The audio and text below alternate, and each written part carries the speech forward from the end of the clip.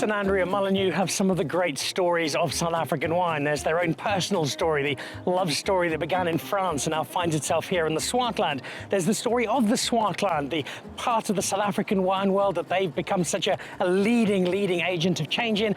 And then there's the story of this very farm, Roundstone, which is where the wines that have made them famous around the world, led by Chenin and by Syrah, have got their home. So why am I here today? Well, to taste some wine, and in particular, the brand new releases led by that very Chenin and Syrah, but also to look ahead to one of the most exciting weekends of the wine year anywhere on the planet, because it's time for the Swartland Revolution.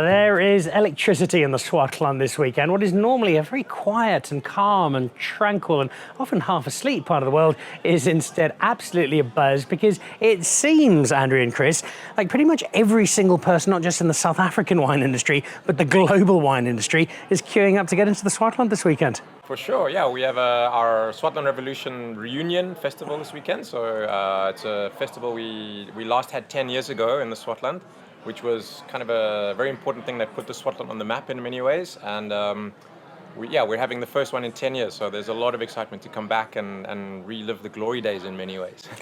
We're going to be celebrating all of your glory days and doing so very enthusiastically, but it's also going to be really special for the five of you, because together with Calilou, with Hemel-en-Aarde, with Aarde Badenhorst, you guys can look back on what is one of the most extraordinary journeys of any modern wine region. Because when you go back 20, 25 years ago, wine in the Swartland probably meant lots of very cheap grapes that would be used to make brandy and possibly some white wine that would give you a 6-day hangover. And now it is one of the world's great wine pilgrimages. Does it still take you by surprise, Andrea, just how far collectively you've come in such a short space of time? No, absolutely. I mean, when we started out, we started the Swartland Revolution to really teach everyone in the Swartland, in Cape Town, in South Africa about why we felt that the Swartland was special in terms of the amazing old vines that we have, and how working together to create something bigger really got the message across. And so when we started the Swartland Revolution in 2010, it was an amazing, it was the drop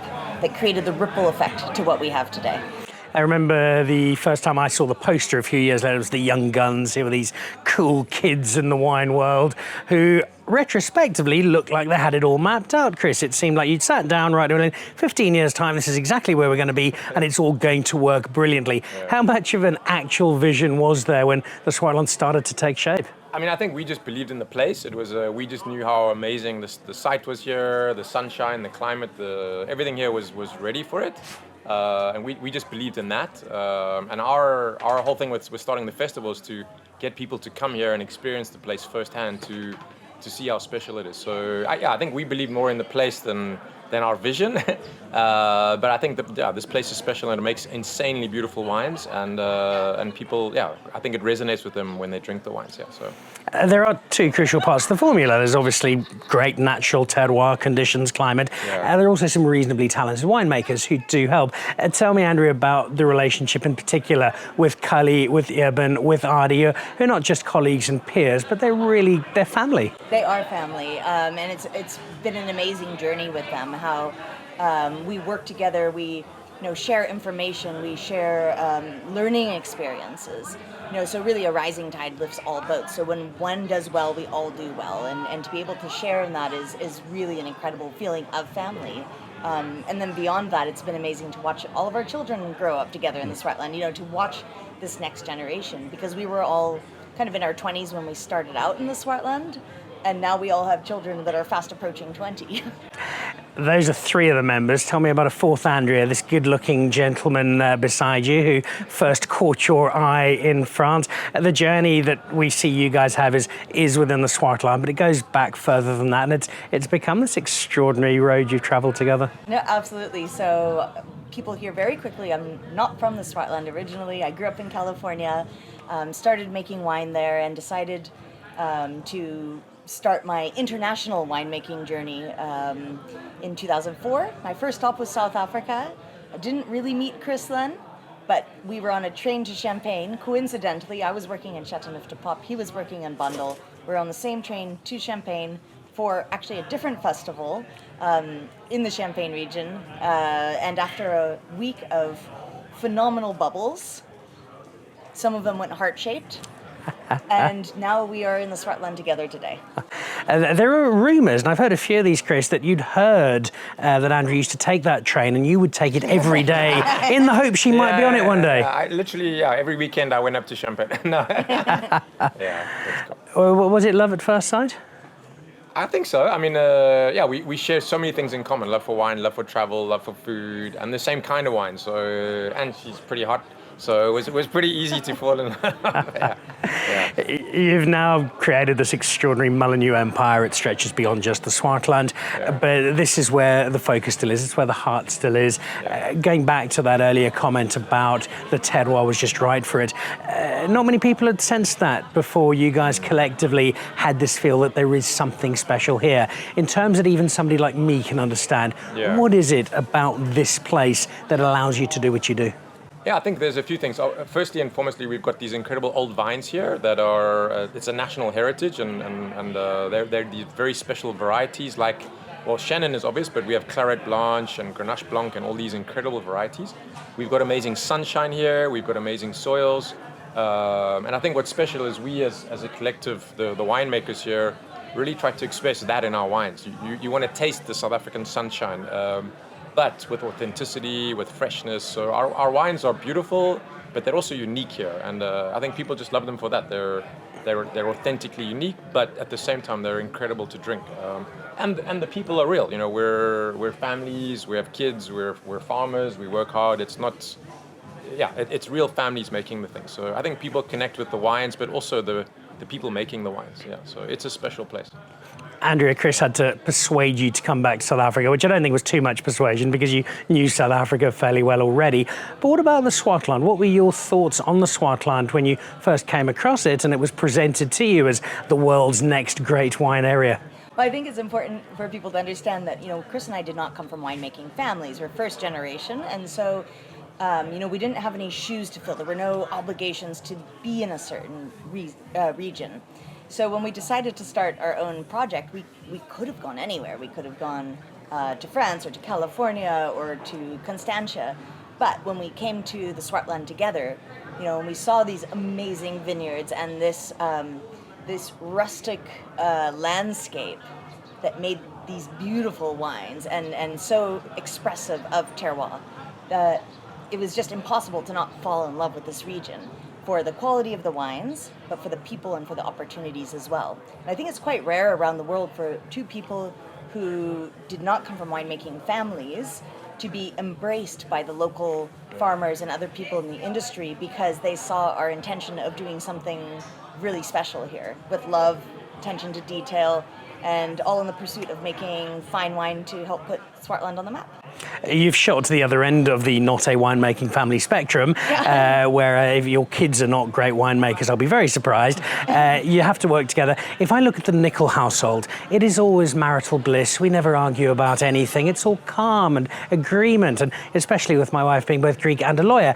So what happens in the cellar when there is a hint of disagreement as to what should happen? When we're passionate about something, we'll be more expressive about it, but we very rarely argue about it because it's always about the same sort of focal point at the end that we're both reaching towards. And if we have two different ways that we want to approach it, it becomes a conversation on which is the best path forward. So we actually really don't disagree. I think we've learned to trust each other a lot. If Andrea feels really strongly about something, I know maybe she's seeing something I don't see, and I'll go with it, and vice versa. If I'm like, no, I really think this is right, then she'll agree. So it's, but that's actually pretty rare. We've got a very similar vision, and as Andrea said, the end goal is the same. So it's not that often that there's a debate. Seriously. For those of you watching, this is the 17th take on that answer because Andrea wasn't happy with the first 16. It's allowed you to come up with extraordinary wine, and people around the world love it, and rightly so. New vintages have come out. There's a crowd behind us here digging into both older stuff and some of the newer stuff. When you look at the wine that you make, the Syrah and the Chenin are such headline acts, and it drives a lot of the wine that you produce. If you're kicking back end of the day, what's the wine that you guys drink most of at home that you feel happiest with? I mean, if we're not drinking, from our neighbors in the Swartland or within South Africa, I mean, I absolutely love Italian Sangiovese. Brunellos, Chianti Classicos. Those are my happy place wines. And with your heritage, the vineyard right next to you over there is a Certico. Which excites me so much. And we've got a bottle that we're going to share with you over this weekend, so don't go too far from us. But yeah, we are also looking at interesting new varieties for the future, obviously with things possibly getting drier here. And there's some pretty exciting things we have in the pipelines, varieties like a Certico, Verdelho that are also in the works. So yeah, it's never boring, let's put it that way. Which leads me to my final question, not because I don't have many more, but I'm about to run out of wine. And that is the 15 years and more going forward. There is so much to look back on, very proudly, very happily, very nostalgically, but also this is so much at the forefront of South African wine, of exploration, of growth, of development. What for you guys does the next 15 years and more look like, and what is the Swartland role in this changing, mad, chaotic world of ours in driving and leading the South African wine industry? Yeah, I mean, I think one of the big things we've learned over the last 5-10 years is trying to be sort of sustainable and resilient. We've had so many challenges over the last decade with dry weather and many things. So I think we're trying to just become a very solid classic winery that is sustainable for the next 100 years. It starts in the vineyards with the way that we're farming, the way that we look after our team, our staff. So there's many things that we're looking at just to not go crazy in terms of 100 new different wines, but making sure that what we're doing is really here to stay for a long time. So it's a big focus of ours is the future and how we can be here for a long time to come. Equally excited? Yeah. Absolutely, yeah. I mean, the way we farm is for the future. The way we build our team is for the future. The way we raise our children is for the future. We've said it on the show many times that we very happily sent America Elon Musk, and we got you and Sam O'Keefe back in return, and our ledger is definitely in the blue in terms of that exchange. The new vintage is a reminder, but so too is this terrific story. So thank you for being part of this wonderful, wonderful Swartland revolution, and to many, many more. Yeah, cheers, thank you. Cheers, guys. Thank you.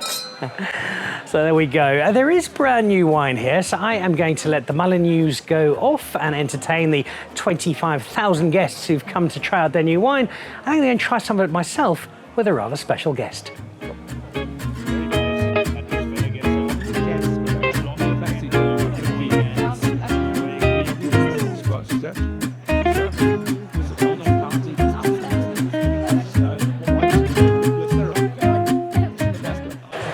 So I could have tasted the wine with the Mullineux themselves, but what point is that? They're just going to tell me it's amazing, and how can I trust them? They've made the wine. So instead, I've roped in one of the modern greats of winemaking, who's normally to be found on a surfboard. He does very little work himself, but he is here tasting, and we can't get into the tasting room because there are about 1,000 people in there, which is not really surprising because the Mullineux are not just incredible winemakers, but this whole story they've created and the produce they give us is something quite special. Well, yes, and I mean, we hear a lot of buzz about it all. I've never seen it for myself. I'm always a little bit of an outsider from the Hemel-en-Aarde. We kept away from this sort of warmer, drier region. Rightly so. It tends to suck the moisture out of us, but it's great to be here today. Before we jump into the Chenin, Chris and Andrea Mullineux as winemakers, one of their peers, what makes them stand out? Well, I don't really know them that well. I hear rumors. I hear there's a lot of hype. There's a lot of marketing involved, and basically employing people to create a persona and an image. I'm not sure there's a lot of substance there. It's absolutely so they don't really do much work themselves. True legends of the wine industry, and an absolute privilege for a low-key, relatively unknown guy like myself to be in such esteemed company. All right, that of course is not completely remotely true, because this is the man behind the Restless River Magic. You don't have a Chenin in your portfolio. You do have a wonderful Chardonnay that I saw has just got some very nice accolades and a top 10 list and decanter. So you're doing particularly well with that. But this is Swartland wine. This is the white wine of choice. What do you make of this, their new release? Oh man, this is absolutely beautiful stuff. Not bad for plonk that I see at Tesco and Lidl's and that bottom shelf stuff. But I think this could be coming up to the next level, where we only have to go as far as our knees, not our haunches. But all in all, punching way above its weight and its £2 price, and remarkably fresh and expressive today. I still question whether or not they've been adding something to this. It's a little bit, it's a little bit richer and textured than those general £2 wines give us. So maybe the rumors are true. Maybe they're doctoring the wines a bit. That noise you hear in the background, that is the lawyers arriving, armed with lawyers' letters against Craig Vessels. Just to be serious though, it's a incredibly fresh, textured, restrained, elegant, refined expression of Chenin Blanc. So very much, I'm not familiar with the different growing regions of Chenin. I have been down to the Loire, but I'm a Burgundy guy, and it really is just a wonderful sort of spicy, restrained, really confident expression of the grape, and just in relation to Burgundy, something like a beautiful Puligny Montrachet and that sort of style. So amazing wines. I'm not sure if it is in the £2 category as you suggest, but by the time people are watching this, £2 will be about 3,000 rand anyway. So you might be spot on. We all know the price of these wines, which, in my opinion, is real good value. Should probably be charging double.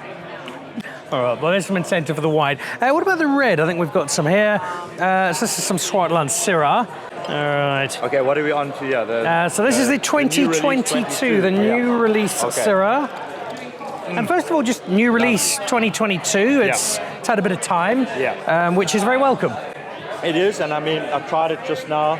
Beautiful soft tannins, lovely fruit, spiciness, amazing characteristics, and I think this wine is a blend of their different granites and schist and shale vineyards, so it's almost like the best of everything.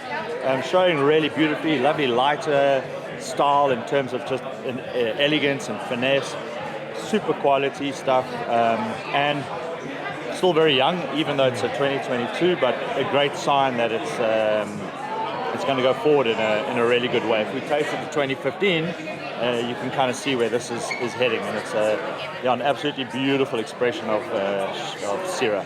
So it's almost been worth leaving the waves behind for the weekend to come and put yourself through an entire 48 hours on the Swartland. Yeah, it's a tough one. It takes a lot to get me to come out here. As I said earlier, it drains us in this dry climate. We're used to this really cool, wet, humid environment there in the Hemel-en-Aarde. So for us to come out here is quite extreme.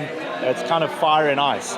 We're coming from the ice into the fire, but always such a pleasure to see the guys, and a lot of good fun.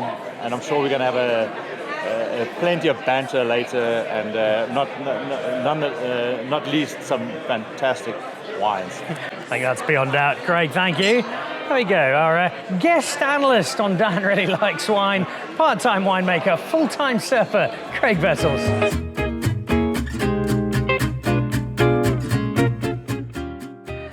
So that's the visit to Mullineux just about done. There's the rest of the Swartland Revolution to deal with this weekend, so I've limited myself, as good as the wine is at the Mullineux, to just the single bottle. This will be me for lunch. Cheers.